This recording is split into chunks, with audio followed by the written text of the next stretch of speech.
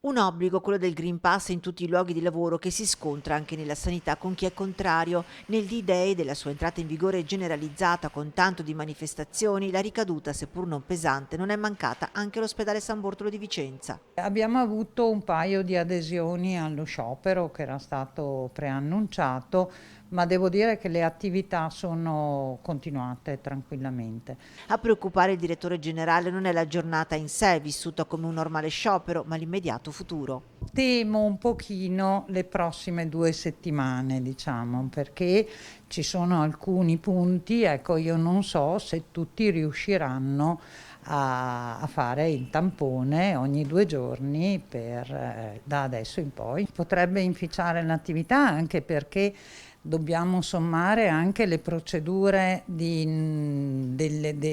soggetti che sono già stati sospesi e che adesso cominciano a essere un numero congruo. Solo in queste ore sono stati 32 i sanitari sospesi, che vanno ad aggiungersi a quelli sospesi nei giorni precedenti. Intanto, anche in azienda sanitaria sono partiti i controlli del Green Pass a campione o a tappeto, partendo proprio dalla direzione generale. Sono stati delegati i direttori di unità operativa e quindi che a campione o a tappeto valutano le situazioni.